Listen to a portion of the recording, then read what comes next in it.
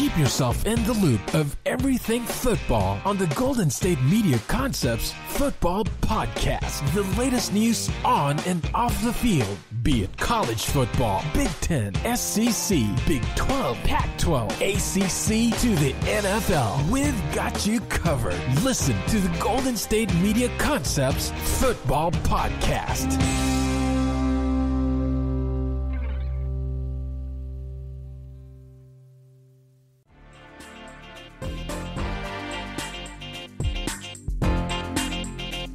Back to the GSMC Football Podcast, right here in the GSMC Podcast Network. This is your host, Brice Lewis, back again to talk about everything football related here today. And we have another great show for you today. You know, I gotta give some love to the NFC East, man. Big weekend for them. Not from the bottom two, but from the top two teams, which is looking like one of the most interesting races in all of the NFL for that division title and that fourth seed in that home playoff game. You know, because they had a big weekend. They upset some big-time teams this week, and I'm going to talk about both of those teams. Also talk about the dissension and big news, you know, with Philadelphia, obviously, and then obviously we have to talk about the Cowboys. You know, I'm going to give my Week 14 predictions. You know what I do here. I give my Week 14 predictions, talk about everything football-related, NFL-related. From there, talk about each game, my reasons why somebody's going to win, somebody's going to lose, you know, those things. And then after that, in the show, we're also going to talk about the biggest college games of the weekend. And also, we're going to get into some Pittsburgh Steelers talk as well because of the fact that they did end up not being an undefeated team anymore. So we got to talk about that moving forward and potential other NFL news. So, let's go ahead and get into it. So, I'm going to start with the New York Giants. Because, you know, like I said, I got to get the NFC East some love. The New York Giants, a team that started, I believe they started 1-6, 1-5. Looked like they were about to be probably the worst team, if not the worst, one of the worst teams in the NFL. Daniel Jones was turning the ball over. The defense was still trying to come together. You know, because they do run that New England style of defense, which is one of the most complex defenses to run. They lost Saquon Barkley. You know, they didn't have Odell, you know, since they traded him away to Cleveland about a year ago. And so it looked like, okay, clearly rebuilding process. We know a lot about Joe Judge. You know, like, okay. And now look at them. 5-7. Tied for first. Tied for first. Actually, a first-place team because people forget they actually swept the Washington football team this year. So they're first in the division, have the tiebreaker on them, playing some of their best football, coming off a fantastic victory over the Seattle Seahawks where they basically just dominated up front. If there's one thing about both Washington and New York, what is one thing this league has shifted to that people feel like if you have this, you have a chance? D-line play, getting after the passer, getting after the quarterback. And that's what both teams can do. People don't realize, or don't think about this move a lot. But remember, a lot of people question Dave Gettleman. They question his decisions. They question why did he do what he did. One move that I think a lot of people liked but still was underrated was when he traded for Leonard Williams, who people forget in New York with the Jets, Leonard Williams was considered a top D lineman in the league. Like, he's a very good player. He was drafted high and he's lived up to his expectations. But people, because the New York Jets were bad, nobody cared.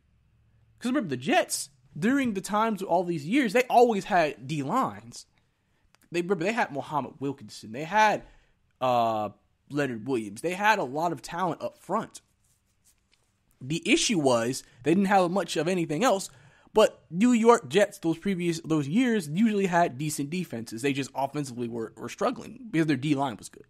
So he made that move. He is now instantly one of the best, if not the best, defensive linemen that they have. They have other guys up front that can get after the passer, which is the contributing reason why they're able to be competitive in games. They were able to take advantage of Seattle's defensive line for that particular reason. Russell did not have time to throw all day. He struggled to find guys. They ran a complex scheme zone defense on Sunday against Seattle, and that's what really slowed Seattle down. They have some guys. Listen, you may sit here and say the secondary is not the best, but they have a good enough secondary.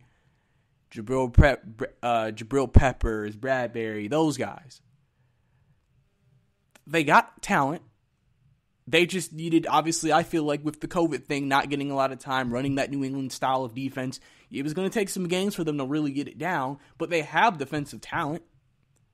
They have clearly a good defensive coordinator, and that's why they're able to be competitive in the game. Didn't this? Daniel Jones was hurt this past game, but Colt McCoy did what he needed to do to win. And they were actually able to find a very successful running game this week. Wayne Gallman ran the ball great. Alfred Morris, a lot of people forgot about Alfred Morris.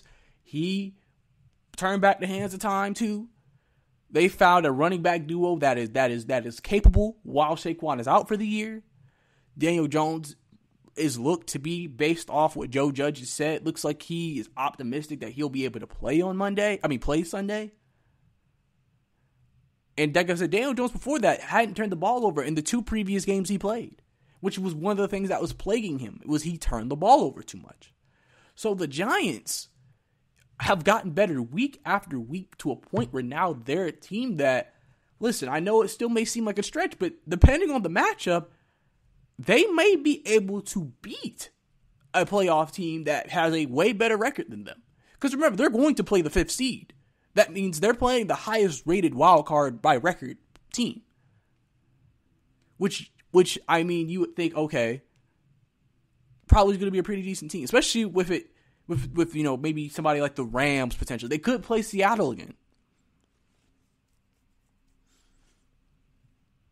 Could play Tampa Bay. And remember, they almost beat Tampa Bay on Monday Night Football. Some people say they should have won that game. So, with them getting better too, the Giants are going to be a team to be reckoned with. And then we got to talk about the Washington football team. The Washington football team, again, one thing they have that helps them is that they have one of the better defensive lines. They have guys. They have Chase Young, Jonathan Allen. They got guys up front. They can get after you. And then, they had issues at the quarterback position to start the year. And they kind of got it solved. Like, I mean, if you're being honest here, the reason why we never knew because he was coming back from the injury, but Alex Smith, before the injury, if you looked at the quarterbacks they had on the roster, was the best quarterback. But we just didn't know coming back from an injury like that, what would Alex Smith be? Alex Smith looks like the Alex Smith of old to me. And if he's the Alex Smith, he's better than Dwayne Haskins and Kyle Allen. So now they have their best starting quarterback, which Alex Smith is he's not a guy who's like, he's okay. Alex Smith has won 13, 12 games a year. He's made it to NFC championship games before. Alex Smith can play with the best of them. And now you have him being your guy. You got Terry McLaurin, Terry McLaurin, who is an underrated wide receiver, but a good wide receiver. You got Logan Thomas, a former Virginia Tech quarterback, shifted to tight end. He's balling out at that position. Remember, they let go of Jordan Reed because of his injuries. And they said, hey, we need you to play tight end. And it's been a great... They have multiple running backs. Antonio Gibson. And, the other guys are slipping my head right now, but there's another guy. I want to say, I don't know if it was, I think it's McKissick too. I think they also, I don't know if that, I think it's McKissick because I think he's a guy they use as a receiving back mainly, but he's explosive. And it fits what Alex Smith does, which we know Alex Smith is more of what people consider a check down, dink and dunk kind of guy. And then, like I said, they're able to run the football. So now you can run the football and you have a good D-line. Alex Smith is an efficient quarterback that doesn't turn the ball over. Listen, I think the Washington football team's secondary is very suspect to me. I think they can be had. They're not the best in the back end, but that's why you count that defensive line to get home. And they went into Pittsburgh and beat a Steeler team that was undefeated, and they beat them at their place. They were trailing in the fourth quarter and came all the way back to win. And so we got to give credit where credit is due. Now, I look at their remaining schedules. Washington, to me, has the best chance to win division off schedules because they play a lot of teams that are around their talent level, around their record. Like the 49ers are 5-7. They play the Giants, I believe. Or maybe that's the Cowboys. I think they play the Eagles. I know that. They're playing a lot of teams that are not significantly better than them. They're playing a lot of teams that are around their level. Now, the Cowboys, if you look at the end of their schedule, since some people like talk about them still making a run, they have the weakest. They have probably the easiest group of teams. They still got to play teams within the division. They played the Giants in the last week of the season. I think that's L. And they could, in the way they play, they could lose any of their teams too. Because the Giants have the toughest schedule out of all of them. But listen, I think they're going to be competitive. I think it's going to be close. I think they're going to be battling. And it could come down to some late matchups. Because like I said, the Giants have the tiebreaker on the football team. So all they got to do is just have the same record and they're in. Washington actually has to have a better record. So they got to hope maybe the Giants finish 1-3 down the stretch. And they could maybe finish 2-2. Which I feel like is very possible with the schedule. They beat the San Francisco this week. They're going to have a good chance. But listen, the Giants also play Arizona this week. And the way Arizona's playing, that could be a win. And now they're going to be 6-7 next week. And it's like 3 games left. And it's just like, who's going to NFC East? The Giants are the football team. Because basically at this point, you look at Philadelphia, Jalen Hurts is starting this week. We don't know how that's going to look. They have a huge issue at quarterback, but I don't think they're going to be able to get back in it. Basically, if they lose this week and the other two teams win, they're pretty much out of it officially. And then the only way they could get it is that they would have to win the last 3 games if you're the Eagles. And they have to hope the Giants have a better record than Washington. But then they can tie Washington because they have the tiebreaker on Washington. And then the Cowboys, don't even get me started on the Cowboys. Cowboys are just, the way they come off to me, I just don't see it. I don't see it at all. I think they're going to sit here and they're going to lose.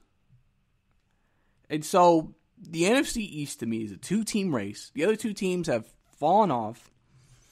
They're having to look into next year, hoping to build. But I wouldn't be surprised, in my honest opinion, if the Washington football team and the New York Giants are the face of this division for the next couple of years. Because they have good they have good coaches. Listen, the only thing that could be relevant is the quarterback situation. If Daniel Jones improves, they got their guy. The Giants will be there for a while. Washington, we'll have to see what they do. I'm sure Alex Smith isn't a long-term accident, and they don't probably believe in Dwayne Haskins. So they're going to have to still find a guy to be the guy. But one thing about Riverboat Ron, I think he's not afraid to stick with Alex Smith for a couple more years if he gives him the best chance to win. With that D-line, knowing they don't have to pay Alex Smith a lot of money too, I think they'll be good to go. And so it's going to be interesting to see how it ends for them, and we'll have to just see how everything works out. But that's all the time we have here for this segment. Coming up next, we're going to get into my Week 14 predictions, so stay tuned right here on the GSMC Basketball Podcast.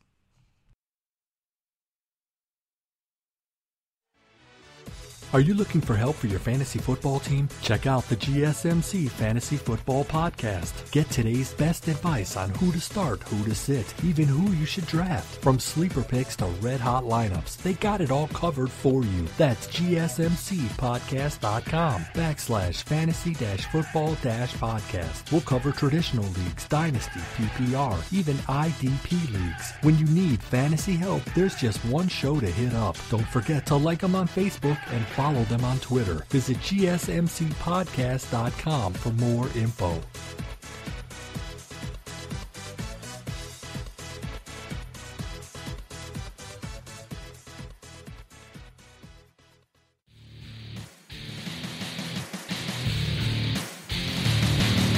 Welcome back to the GSMC Football Podcast. Last segment, we discussed the NFC East. We discussed the success that the Giants and the Washington football team have had as they have now preceded themselves to the top of the NFC East, playing some great football, coming off big wins over some of the NFL's best that we've had this past week. Now looking more of a serious team that you may have to take serious into that home playoff game. It may not be that easy game that everybody thought it would be. So to me, we're going to have to keep an eye on it, see what happens with it. And, we'll see how things end up.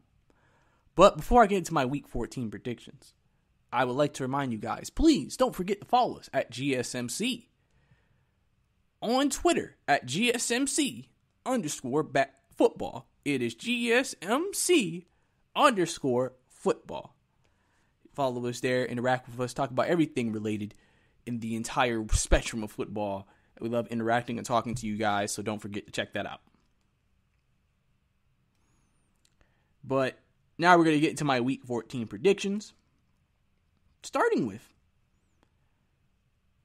the Broncos and the Panthers. Both teams, 4-8. Season's over. But playing for next year, Panthers, I feel like, as a lot of people have said, are probably one of the better bad teams. They look like they have the potential to make that jump next year. They just add a couple more things. They get better on defense. The guys who they drafted improve. They look like a team that could be a very good team in the NFC South next year. Teddy Bridgewater has had a good season. He's done exactly what I'm sure they expected him to do. Hopefully Christian McCaffrey has a healthier season. Remember, Christian McCaffrey's been hurt most of this year. Which, obviously injuries have been a big deal in the NFL this year because of the COVID protocols and everything. So they have, they're 3.5 favorite in this game. I think they'll be good to go. Now, Denver is a team that is going to have to make another big decision this offseason. From the indications it looks like is that Drew Lock is struggling, and it doesn't seem that he's the guy after the way he ended the last year. John Elway has to make a decision on, is he going to try to stick it out another year at Drew Lock? Is he hoping, okay, what if we had a normal offseason?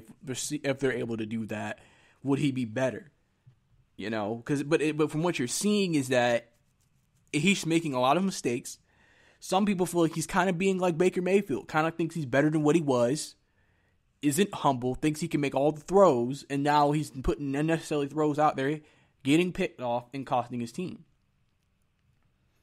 I don't know if you heard, but Jerry Jeudy had a tweet that he deleted basically saying, well, at least I got my conditioning in.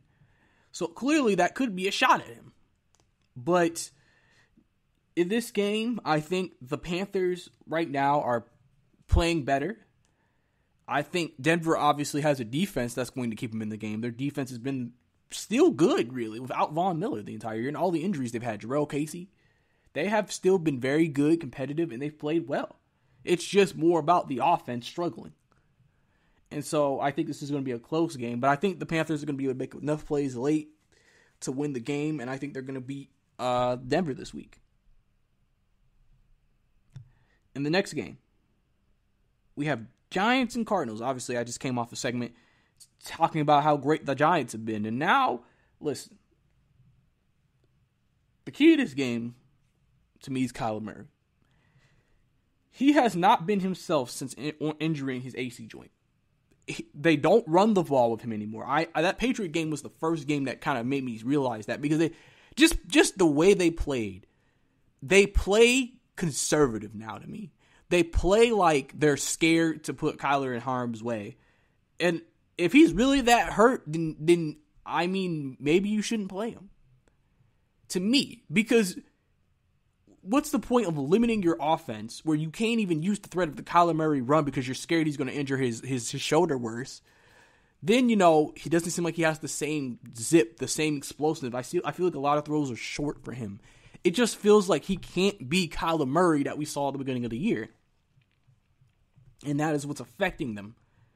Because when Kyler Murray was special, their offense became so unpredictable. It became like you got to guard so many different things.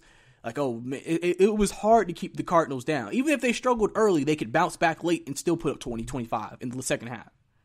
Now it's like they're struggling to score points.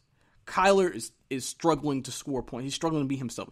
He's struggling to make plays. DeAndre Hopkins, we've talked about how he sometimes feels like he's not getting the ball enough. Why am I not getting enough throws my direction? If Kyler Murray cannot be Kyler Murray, I don't think they can win this game. And I think the Giants, with that D-line, are going to be all over Kyler Murray all day. And so Cliff Kingsbury is going to try to have a short passing game and try to run the football, which I feel like they're not a power running team, but I feel like they've tried to have to be that because of the fact that they don't want to put Kyler Murray in harm's way. Hopefully, Kingsbury can come up with something that works a little better because they need it. Because listen, their defense was never that great to begin with. Now, as much as we say their defense isn't good, they're only 14th in the league in points allowed. So they're in the middle of the pack, which I think that's where their defense is, a middle of the pack defense. But you're going against a team, the Giants, who don't score a lot of points, but the way that the Cardinals have been playing recently, it may not be a high-scoring game. It could be a 20-24 game. And with that D-line, and if the Giants still have the same success running the ball and Daniel Jones gets back, I mean, the Cardinals are 2.5 favorites here, but I may have to go with the flat-out upset here and go with the Giants to win, because the Cardinals need this game. They're 6-6 and on the verge of now being under 500 after just being 6-2 4 weeks ago. Firmly in the playoff picture, firmly in the division picture, and now they're in danger of not even making the playoffs. They need this game. But the Giants also know they need this game, and they've been playing about like it. And so I'm going to go with the Giants here to pick up the win. I think they're going to get the upset, because I just don't think the Cardinals are going to be the team that we've seen. That was great. Now we have Dallas and the Bengals. And, I mean, this is a game to me the Cowboys should win. I mean, you're going against a team who doesn't have a quarterback. If Joe Burrow was playing in this game, I would go with Cincinnati. In all my honest opinion, I would go with Cincinnati if Joe Burrow was playing in this game. But he's not. And the Bengals have not had good quarterback play from Brandon Allen, or good enough quarterback play, I'll say, to win. Even against the Dallas Cowboys, I think their defense is going to play well enough. I think Andy Dalton's a more capable quarterback than Brandon Allen, because I feel like they're basically the same team, but a more capable quarterback on one side. So they should be 3.5 favorites in this game. They should beat Cincinnati in this game. There should be no if they lose. I mean, listen, we already said they've already lost some inexplicable games. They lose this game, it's like, dude, you're losing to one of the worst teams in football, if not the worst team in football to some people. I've heard analysts and radio people say some people think the Jets, the way they've been playing recently, could beat the Cowboys right now. So the Cowboys need to win this game just to quiet all that talk. But I expect them to beat the Bengals. But if they don't, you're just going to have more questions around Big D. And I'm sure they don't want that. And then next we have Houston and the Bears. The Bears, man, they've really fell off. They were in prime. The craziest thing about their downfall is since they started so well, they were still very firmly in the wild card picture. They're still in the wild card picture now. They had the lead on Detroit. They could have won the game. I think if they won the game, they would have actually slid into the wild card spot, and they would have actually still been in the playoffs. And then they lost in the last minutes. They're just falling apart, man. They're falling apart. They didn't even have a bad game offensively. They had 30 points. And they just couldn't close the deal. I have Chicago Bear friends who were just like, after that loss last week, they were calling for the whole team to be gone. Because how do you lose a game like that in Detroit? Now you got Houston, who's playing some of their best football right now. Even though they came off a loss last week, they're playing better than they played early in the season. You know what Deshaun Watson can do. They can definitely beat Chicago. They're 1-point favorites because that's how close it is. But if I'm Houston, I would come into this game expecting to win, and that's what I expect. I think Houston's going to win the game. I think Houston's going to come in there. They're going to do what they want to do. Deshaun's going to have a Deshaun Watson type of game, and they're going to beat Chicago. Then we have Titans and Jags. Titans, honestly, I expect this game to be a blowout. I expect the Titans to be mad about what happened last week after getting shellacked by Cleveland. I expect Tannehill to have a big game. A.J. Brown, Derrick Henry, they're going to go back to what they... It's funny because it feels like Tennessee's gone through these periods where they'll play really well and then they'll have that one bad loss. Like, they had that bad loss to Cincinnati earlier this year. And then they started like a 3-game losing streak, and then they bounced back, won a couple of games playing Tennessee. They literally just came off their best win against the Colts the week previously. Then come out and lay that stinker against Cleveland.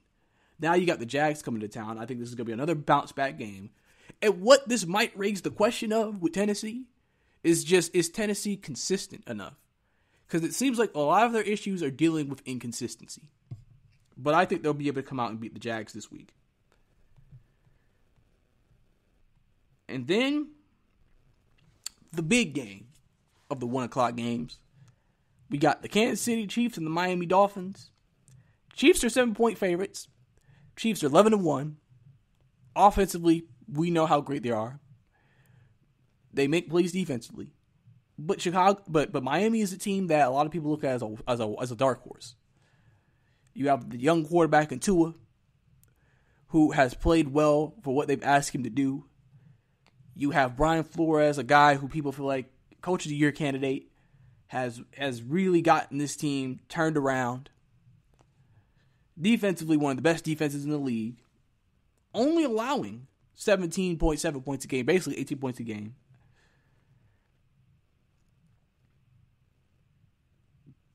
You know, they do what they got to do. Now, the big question this game is going to be, and I'm sure the big matchup everybody's going to be looking at, is the Miami defense versus that Kansas City offense. This is one of the few matchups where I think Miami might have enough secondary players to match up. The key to me is going to be Travis Kelce versus Miami's linebackers. You know, Roberts and Van Noy and Jerome Baker, they're going to have a tough matchup this week against Travis Kelce. Obviously, on the wide receiver, we're going to know the big matchup is Xavier Howard and Tyreek Hill. Zay, or X as they call him, leads the league in interceptions. Tyreek Hill, we know some people may consider him the best receiver in the game. And we can't forget about Byron Jones. He'll lock up whoever else they need him to lock up. They may say, hey, we need you on Travis Kelce. You never know. It's going to be interesting to see the game plan Miami formulates against Kansas City this week. And it's going to be interesting to see how Andy Reid and Brian Flores, offensive guy and a defensive guy, clashed. Because you never know, these two teams may have to play each other again this year in the playoffs. Miami obviously needs this game a lot just to keep their footing in the wild card as they're currently in there right now. To keep further establishing themselves as a wild card team. The Chiefs are just doing this now that Pittsburgh has lost, to establish themselves as the number 1 seed. Because here's the thing. Even though the Pittsburgh lost, they haven't still lost to an AFC team yet. So they're the number 1 seed. But Kansas City wants that number 1 spot. And Pittsburgh does have some tough games coming up. And I think Kansas City definitely wants to go and try to handle business themselves. So I'm going to go with Kansas City in this game. But I would not be surprised if there was an upset by the Miami Dolphins. I think Tua might have one of his better games of the year. Just something that I'm thinking about. But that's all the time we have here for this segment. Coming up next, I'll finish the rest of my Week 14 predictions. Stay tuned.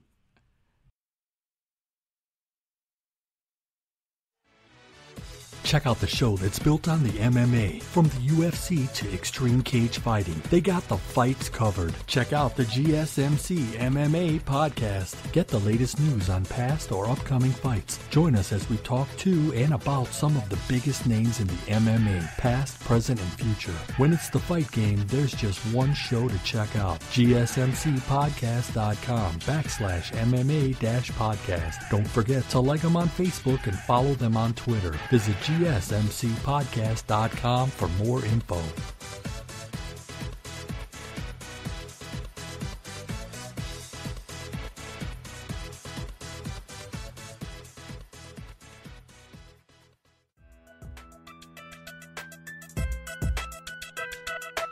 Welcome back to the GSMC Basketball Podcast.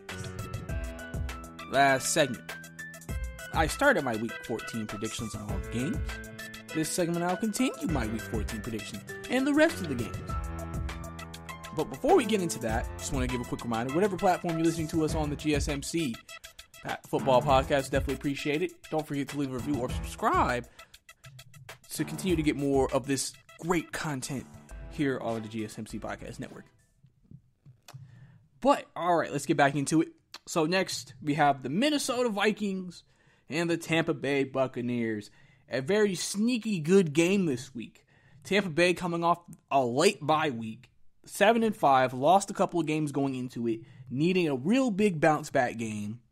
Clearly, probably will not win a division. And Tom Brady hasn't played well. So now they're looking to try to get back into things, get back into the flow of things this week. Now, Minnesota, outside of that Cowboy blemish, have now gotten themselves back into the playoff race firmly, tied with Arizona for that last spot.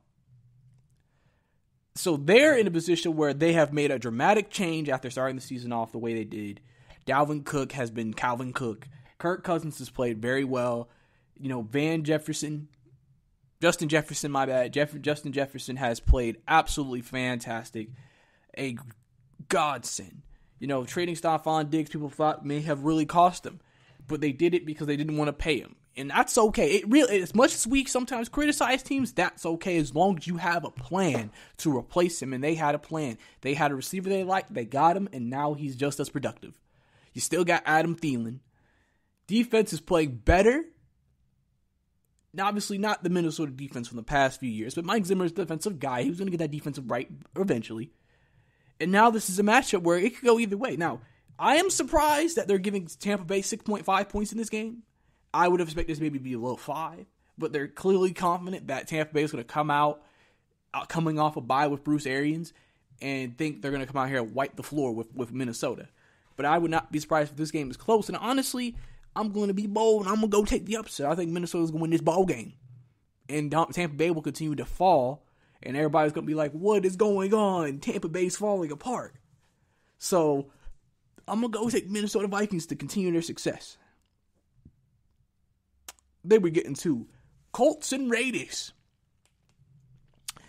The Raiders have not been playing their best football of late. Being blown out by the Falcons 40-9. And then, yes, they won. But against the winless Jets, had to win on a Hail Mary just because Greg Williams decided to send one of the dumbest blitzes in NFL history. If they didn't, they probably would have stopped the Hail Mary, more than likely. And they would have gotten the first win. And then everybody would be like, what's going on?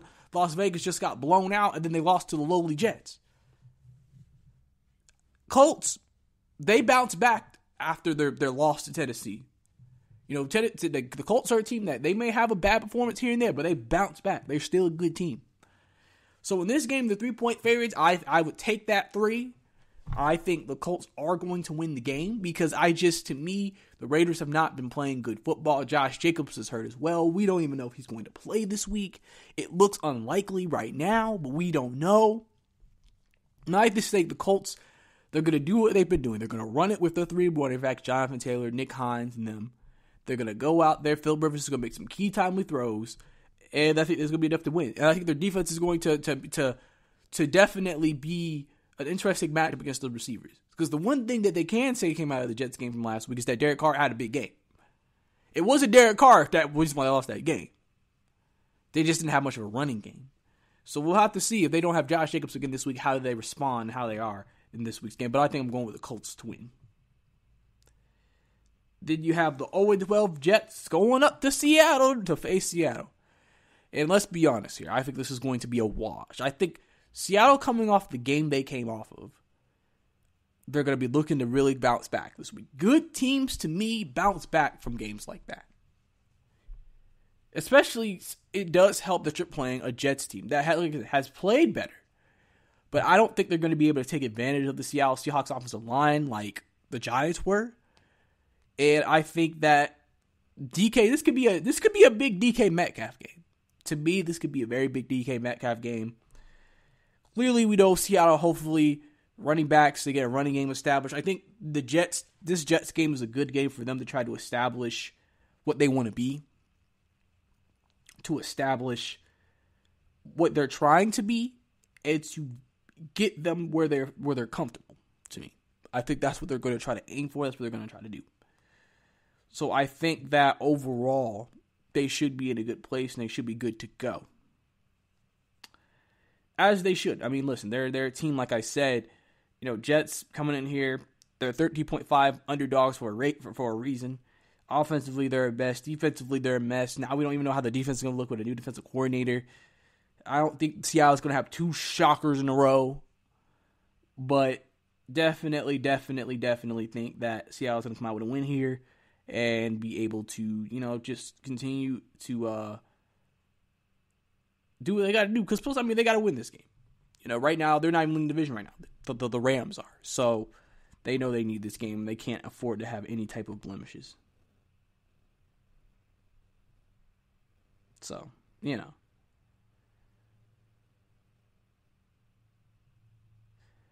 But on the next game, we got the Green Bay Packers and the Detroit Lions. Now, as much as it's crazy to say this, Detroit is still only a game out of the fifth. Wait, hold up. I want to be accurate with this. Detroit is a game out of the last wild card spot in the NFC. So this game has meaning for Detroit. And then some good news for them. DeAndre Swift should be back this week. And it looks like we're not sure 100%. Maybe it doesn't look like it. Kenny Golladay has a small chance. But more than not, DeAndre Swift will be back this week. And we know he can make some things happen. He was heating up before he got hurt. So he should be back this week. If there's one thing Green Bay is susceptible to is the running game. They can be ran on. So this could be a big DeAndre Swift game potentially. But we know Green Bay with that offense with Aaron Rodgers and Devontae Adams and Aaron Jones, they should be able to handle Detroit. Remember, last year they had 2 close games with Detroit. Very, very close games with Detroit. This year, they played them week 2, 142-21. Detroit without Matt Patricia, maybe you never know. Teams sometimes play better with different head coaches. So this would probably be my sneaky upset game of the week to me because I think Detroit, knowing that they're still in playoff position, knowing they have still something to play for so late in the year, getting one of their best players back, to me, you gotta, and knowing how Green Bay can have those stinkers or sometimes not play the best, to me, it just makes me say, we gotta keep an eye on this game. Because if they're able to pull it off, Detroit now could be sitting in a wild card spot or a tie for a wild card spot. So, just something to keep an eye on, but I am going with the Packers. We got Saints and Eagles, the Jalen Hurts game. Jalen Hurts is coming into this game. We don't know how he's going to play. The Saints have played excellent without Drew Brees. Defensively, still been basically one of the best defenses in the league. Taysom Hill has played well enough to win. Alvin Kamara has played well enough as well. They're 6.5 favorites in this game. 6.5 point favorites. And I mean, if I'm any betting man, I'm gonna take the Saints in this. Like, I'm gonna take the Saints, but it's gonna be interesting to see Jalen Hurts in this game, to see how he plays. Because if he plays well, you might have to consider him to be the new starting quarterback of the Eagles potentially, even with paying Wentz all that money. So just that will be a very interesting storyline to look at to the game, is how that goes. Then we have Falcons and Chargers. You know, the Falcons season relatively basically just ended because of that loss to the Saints. Because if they had won, they would have been a game out of the 7th spot. But now they're not really playing for anything. So now how is this team going to come out and play? Clearly the fan would want the Falcons to lose. Listen, LA is playing for some. And that's Anthony Lynn right now. Now, Chargers management has already came out and said we will not say or evaluate or give any decisions till the end of the year. We will evaluate everything because we have tremendous respect for him. But he has to start picking up some wins and get the team to play better if he wants to still be the head coach next year. So I'm going to go with the Chargers to win this game just because I feel like they have more to play for right now. But I still expect the Falcons to play the way they can because their defense has played very well. I just think this may be a game that Chargers need, so I'm going to go and say they're going to be desperate if they really want Anthony Lynn, and they're going to win. And then we have Washington and the San Francisco 49ers. I'm going to go with Washington. I think Washington, they have a way. They're going to run the football, play good defense, and Alex Smith is going to make enough plays. That's basically their formula. That's basically any Alex Smith team. Except this is probably not one of the more talented teams to do it, but they're good enough to do it. I think San Francisco's in the same light. Honestly, it depends on Nick Mullins and his performance, but I think they'll be fine, and I think Washington's going to get the game. Then we got Steelers and Buffalo on Sunday Night Football. Buffalo is a 2.5-point favorite in this game. Now, for me, I think that Pittsburgh's coming off a game where the holes and the issues with Pittsburgh that we've seen all year long were finally exposed.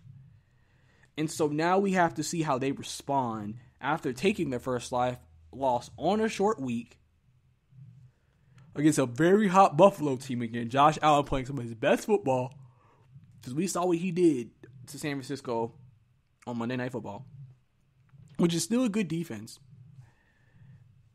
Pittsburgh's having injuries pile up on their end on defense. So you might see Buffalo, to me, pick up the W. And that's when we'll go with. I think Buffalo's going to continue it. Pittsburgh is going to lose 2 straight. And then lastly, Ravens and Browns on Monday Night Football. Who would have ever thought at this point in the season Cleveland would be ahead of the Ravens? Ravens are fighting just to get into the playoffs right now, where the Cleveland is firmly in the playoffs right now. Not winning the division or anything, even though if Pittsburgh does lose, it does now open up an opportunity for Cleveland to win the division, because they still got to play Pittsburgh. But definitely to me in this game, people say, are the Ravens back after beating the Cowboys? I'm not sure about that, just because they did play the Dallas Cowboys. And this game to me is going to tell me if they're truly back. And I think this is also another game for Baker Mayfield to show people what you saw. It was not a fluke against Tennessee. That is what I'm going to become. And if he's that way, I think Cleveland's going to pick up the victory here. And those are my Week 14 predictions right there for this latest slate of NFL games. Coming up next, we're going to get into the biggest college games of the week, and also some NFL news. So stay tuned. Check out the show built around the women of MMA. From the UFC to the extreme cage fighting, we got the fights covered. Listen. It's the Golden State Media Concepts Women's MMA Podcast. The latest news of upcoming fights, discussions of previous matches. Join us as we talk to and about the biggest names in women's mixed martial arts. Past, present, and future. When it's the women's fight game, you know where to listen to. The Golden State Media Concepts Women's MMA Podcast.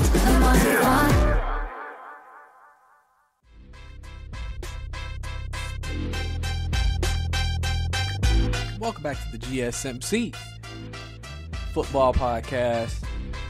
Last segment, I finished up my Week 14 predictions, talking about everything, or every game, who I thought was going to win, who I thought was going to lose.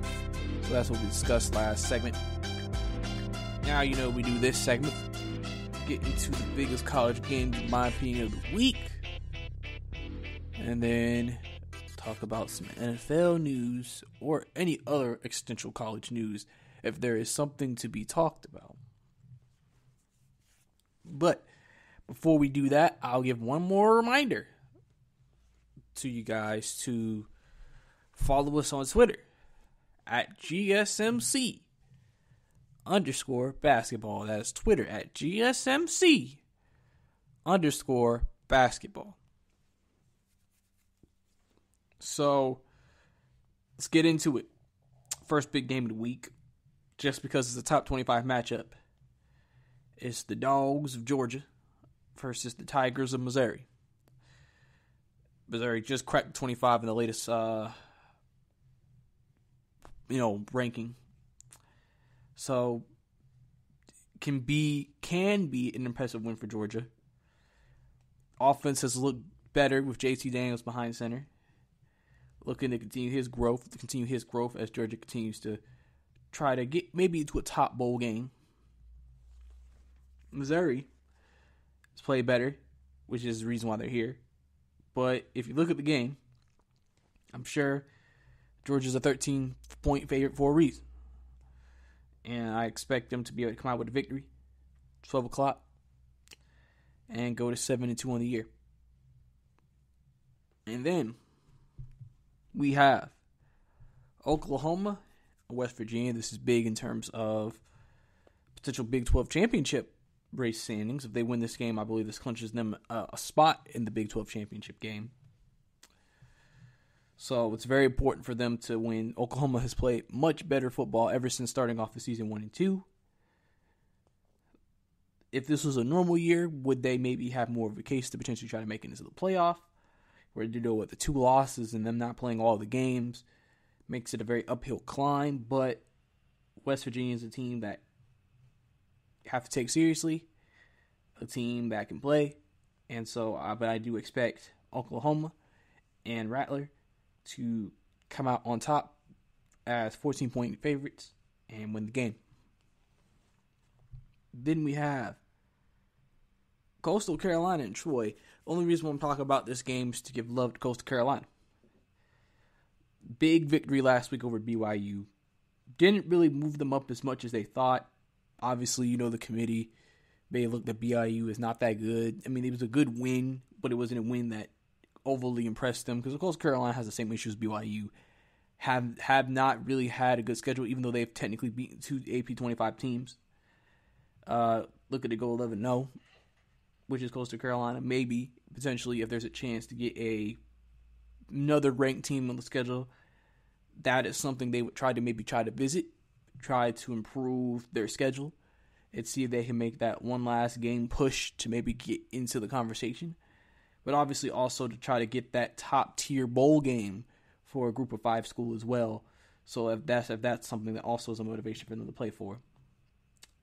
But I think they'll beat Troy this week, handily. Then we got North Carolina, number 17 North Carolina, number 10 Miami.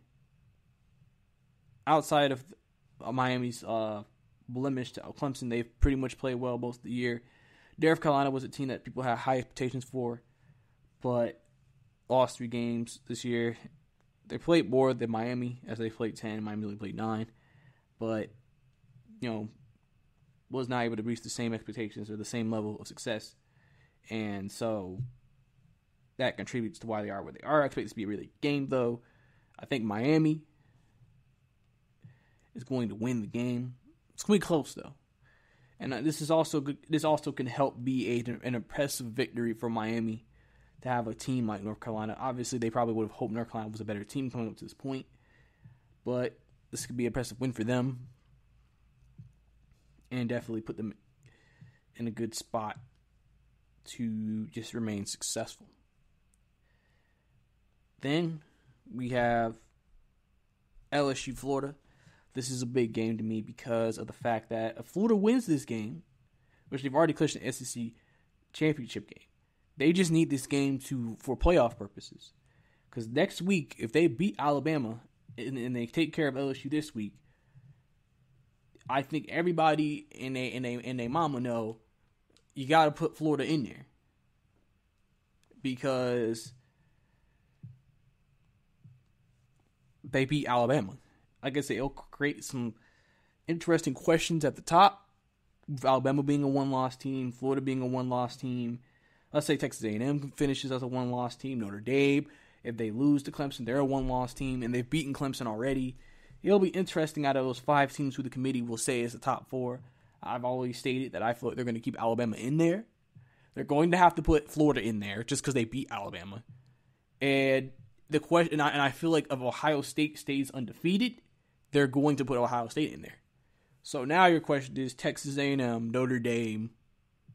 Which one of those 2 schools are you going to also allow into the top? Because you already got Clemson, you already got Alabama, and you already got Ohio State. Like I said, I think Florida's going to get in there. And like I said, they're going to have to justify keeping Notre Dame out or Texas A&M out. So I think Florida's going to take care of business this week and be able to do what they got to do. And then I'll talk about the USC game, UCLA, obviously just a big rivalry within the California area. USC, the only undefeated Pac-12 team, they've been very much affected by starting late. That's why none of their teams have a chance to make the playoffs, even though they're undefeated. 4-0, I expect them to go 5-0 this week. Like I said, big rivalry game. As you'll see rivalry games next couple of weeks. And I expect them to come out with a victory, play well, and do what they got to do. So, I expect everything to work out. And do what they got to do. And those are your biggest college games of the week. Now, we're going to switch back over to NFL. And we're going to talk about the Pittsburgh Steelers. Because they lost, as I said earlier, with Washington. Holes have been there. They dropped too many passes. They dropped so many passes in that game against Washington. I watched it. They don't have much of a running game. And like I said, on defense, a lot of injuries are starting to pile up. A lot of injuries are starting to really become a big issue for the Steelers. And so the question is now, where will we put the Steelers? How good are they really? That's going to be the question. Are they one of the best teams? Are they not one of the best teams? All of it is a question. I think they still have the capability of being a Super Bowl contender. I think a game like this is important because them losing could benefit them in many different ways because of now they can get the pressure off of them of trying to remain undefeated. They can now refocus and now say, well, instead of feeling like you got to be perfect to stay undefeated, Just play Steeler football. Play the way we know how to play. And everything will work itself out. I think that's where they are with it. And as they should be. So I think they're in a good place. I don't think we need to panic or anything. And I think that Steelers are going to be fine moving forward, regardless of how the regular season finishes. And I also want to talk about the Dallas Cowboys because I just want to say this. If I'm Jerry Jones, if you lose out for the rest of this year,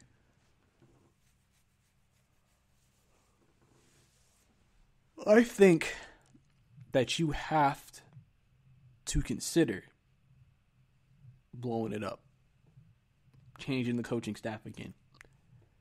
How can you convince yourself and convince everybody, your fans, that we can bring back the exact same coaching staff with these exact same players and next year will be a better year? Because that's the thing. They've paid a lot of guys big money, so you don't see them moving. Like I said, we don't know when Dak's going to be back. It's almost just a question of like, well, what is this team going to look like next year with Mike McCarthy?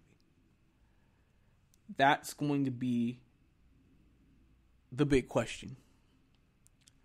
So if I'm Jerry Jones, I have to seriously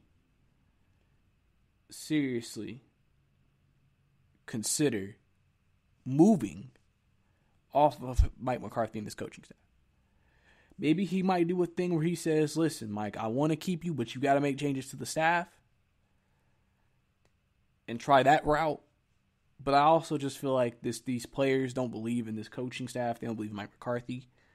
And I think when you have that, and knowing that a lot of these same guys are probably going to be there unless they make whole-scale changes to their roster, I just don't see Dallas being able to turn around next year either, even with Dak coming back.